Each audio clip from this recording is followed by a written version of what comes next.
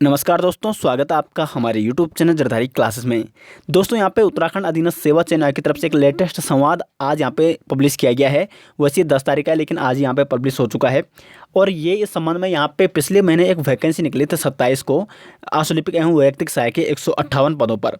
और इसमें एक प्रॉब्लम थी छात्रों को कि उसमें मांगा गया था 1 वर्ष का कंप्यूटर।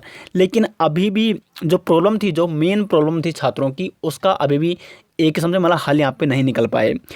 आयोग ने यहाँ पे कह दिया कि वो सरकार की समस्या, वो सरकार वहाँ पे जो दिशा निर्देश जारी करती है हम उसके अनुसार यहाँ पे फॉर्म में जो मतलब क्वालिफिकेशन होती है, जो एलिजिबिलिटी होती है, वो डालते हैं।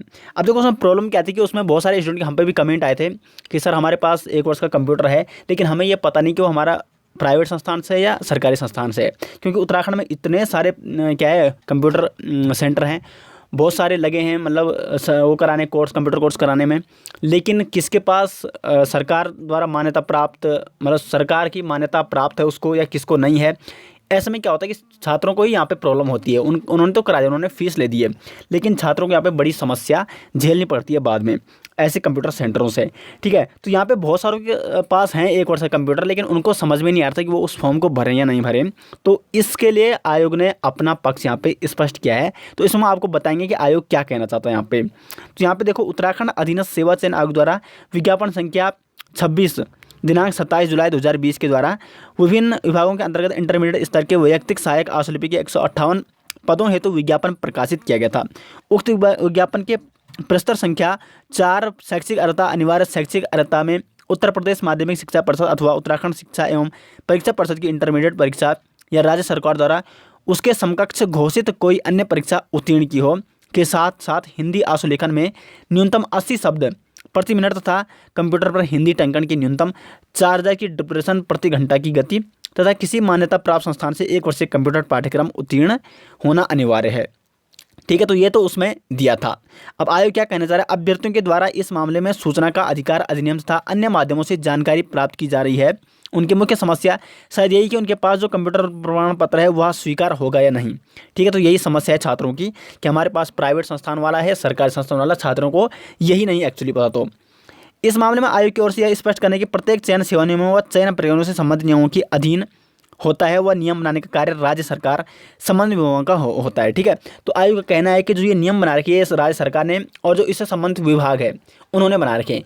लेकिन समझ में ये बात नहीं है कि बाद में नियुक्ति तो आयोग ने ही करनी है, आयोग ने ही डॉक्यूमेंट वेरिफिकेशन करना है। तो बाद में जब इस समस्या का हल उन्होंने निकालना है तो उससे पहले इनको क्या करना चाहिए था कि जो विभाग है या सरकार से संवाद करना था, विभाग से क्या लेनी थी, चर्चा करनी थी कि इस संबंध में क्या क्या जानना चाहिए। अब इन्होंने अपना स्पष्टीकरण दे दिया। अब बाद में कोई अभी फॉर्म भर रहा है, बाद में वो रोका जाएगा। तो मतलब अगर बाद में दिक्कत ये नहीं कि मतलब कोई नहीं निकला है तो वो दिक्कत अलग है, कोई निकल गया और उसको बाद में डॉक्यूमेंट वेरिफिकेशन के टाइम रोक दिया जा रहा है, तो मतलब ये बहुत बड़ी समस्या हो जाती है छात्रों के साथ। मतलब हर टाइम खिलवाड़ी हो रहा है इस संबंध में। ठीक है, तो छात्र यहाँ पे आयोग ने तो अपना क्या दे दिया, अपना पल्ला झाड़ ले कि हमारी इसमें कोई गलती नहीं है, ये काम किसका है, राज्य सरकार का है और विभागों का है। लेकिन आयोग को पहले राज्य सरकार से और विभाग से चर्चा करनी थी इस संबंध में कि इस संबंध में क्या होना चाहिए। अब देखो यहाँ पे लिख रहा है कि इस मामले में राज्य सरकार द्वारा अधीनस्थ कार्यालय वैयक्तिक सहायक संवर्गीय कर्मचारी सेवा सीधी भर्ती नियमावली 2018 के प्रस्तर में शैक्षिक अर्थ संबंधित नियम निम्नानुसार है। सीधी भर्ती के लिए यह आवश्यक है कि अभ्यर्थी ने उत्तर प्रदेश माध्यमिक शिक्षा परिषद अथवा उत्तराखंड शिक्षा एवं परीक्षा परिषद की इंटरमीडिएट परीक्षा या सरकार द्वारा उसके समकक्ष घोषित कोई अन्य परीक्षा उत्तीर्ण की हो के साथ साथ हिंदी आशुलेखन में न्यूनतम गति 80 शब्द प्रति मिनट तथा कंप्यूटर पर हिंदी टंकन में न्यूनतम 4000 की डिप्रेशन प्रति घंटा की गति तथा किसी मान्यता प्राप्त संस्थान से 1 वर्षीय कंप्यूटर पाठ्यक्रम उत्तीर्ण होना अनिवार्य। ये क्या इसकी एलिजिबिलिटी थी। ठीक है, तो अब देखो मैं आपको ये राय दूंगा कि आपके पास 1 वर्ष का अगर कंप्यूटर है, अब आपने कहीं से भी कर रखा है, क्योंकि सभी मतलब जब करते हैं तो बहुत सारे इंस्टीट्यूट ये बोलते हैं कि हम क्या है, सरकार द्वारा, उत्तराखंड लिखा रहता है कि उत्तराखंड सरकार द्वारा मान्यता प्राप्त।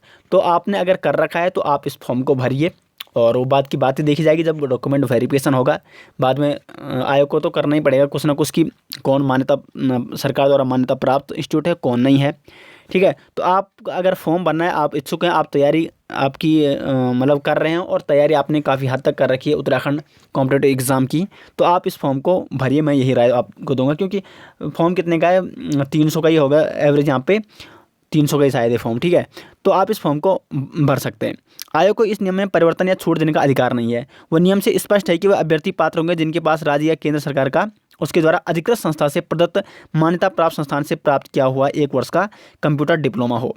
अभिलेख सत्यापन के समय संबंधित संस्थान मान्यता प्राप्त है या नहीं यह प्रमाणित करने की प्रथम दायित्व भी अभ्यर्थी का ही है जिससे उन्होंने प्रमाण पत्र प्राप्त किया है। ठीक है, तो आप ऐसे भी कर सकते हैं, आप उस इंस्टीट्यूट से पता कर सकते हैं, या आप, मैं तो यही बोलूँगा, अब कहाँ आप इंस्टीट्यूट में जाओगे आपको पता ही नहीं होगा।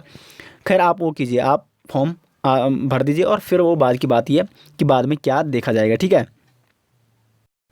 तो दोस्तों ये था यहाँ पे उत्तराखंड अधीनस्थ सेवा चयन आयोग द्वारा आज का संवाद, लेकिन इसमें कुछ स्पष्टीकरण इस टाइप का हो नहीं पाया। तो हम अपनी तरफ से यही कहेंगे आपको कि आप फॉर्म को भर सकते हैं।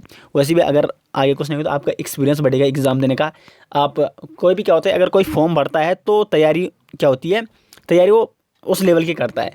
फिर अगर इस फॉर्म मतलब आदमी को कभी ये नहीं सोचना चाहिए कि बस मैंने एक एग्ज़ाम ही क्या देना है और उसमें क्वालिफाई होना है। आपको कई स्टूडेंट ऐसे ही उनको बहुत सारे एग्ज़ाम देने पड़ेंगे, किसी न किसी एग्ज़ाम में वो ज़रूर सफल होंगे अगर वो प्रिपरेशन कंटिन्यू रखेंगे।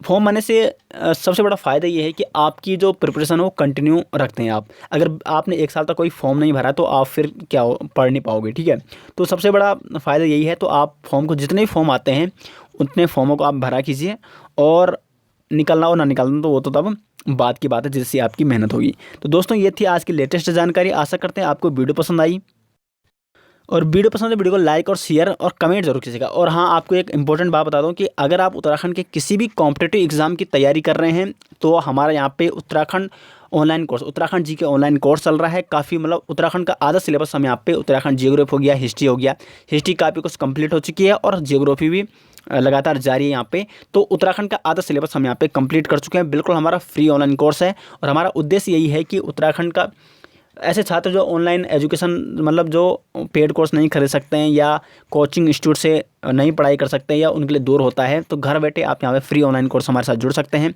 और यहाँ पे आसानी से अपनी तैयारी कर सकते हैं। जैसे हमारा उत्तराखंड का जो जीके कोर्स है वो काफ़ी मतलब लगभग 70% कंप्लीट हो जाएगा। उसके बाद हम यहाँ पे हिंदी कोर्स और रीजनिंग भी यहाँ पे शुरू करेंगे, क्योंकि उत्तराखंड कॉम्पिटिटिव एग्जाम में रीजनिंग, हिंदी और उत्तराखंड जीके भी पूछी जाती है और अदर करंट अफेयर्स भी पूछे जाते हैं।